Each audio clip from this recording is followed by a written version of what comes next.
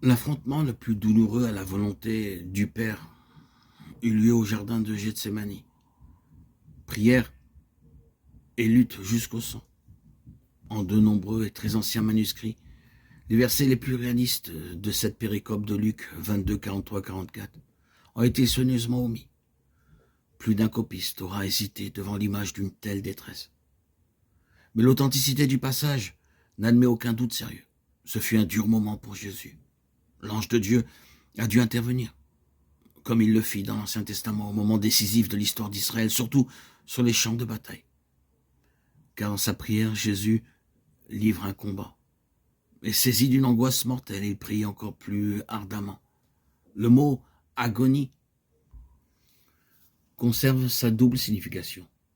Angoisse, détresse, désespoir, mais aussi combat. Aucun de ces deux sens ne peut être évacué.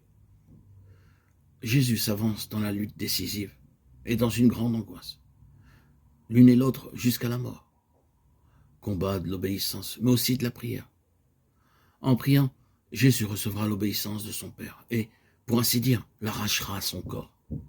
Car son corps est de la partie, dans la mesure où sa prière se fait plus fervente.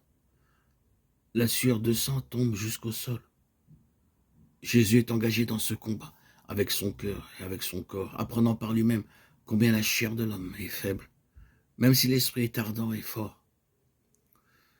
De ce combat décisif, le Nouveau Testament a gardé une autre description. Elle n'est pas moins réaliste. On y retrouve côte à côte le combat, l'obéissance et la prière. Mais un élément nouveau et d'importance y apparaît. Au cœur de sa prière et de son combat, Jésus est sacré grand prêtre. Le texte se trouve dans la lettre aux Hébreux 5, 7, 10. Au jour de sa vie mortelle, il a présenté avec une violente clameur et des larmes ses prières et ses supplications à Dieu qui pouvait le sauver de la mort. Il a été exaucé à cause de sa piété, quoique fils de Dieu. Il a par sa souffrance appris l'obéissance, conduit à la perfection et appelé par Dieu comme grand prêtre selon l'ordre de Melchisédek. Il est devenu, pour tous ceux qui lui obéissent, cause de salut éternel. Nous reconnaissons dans ce texte le vocabulaire sacerdotal de l'épître aux Hébreux. Jésus a offert des prières. Son obéissance et sa mort en croix ont été un sacrifice. Le geste du grand prêtre.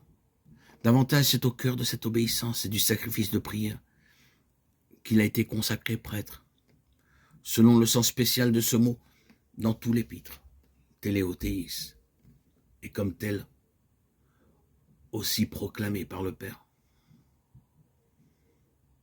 Cela s'est fait dans la souffrance et la tentation. De ce qu'il a souffert, il a appris l'obéissance, quoiqu'il fût lui-même le Fils de Dieu.